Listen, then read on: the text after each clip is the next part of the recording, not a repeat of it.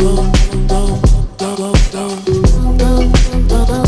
запоминаем. Я не помню имена, лица, номера. Я помню только пин-код, виза, мастер-класс. Походка от бедра, это я иду в магаз. Куча консультант меня узнает по глазам. Мой взгляд за меня говорит: я потрачу все, а потом сделаю репит.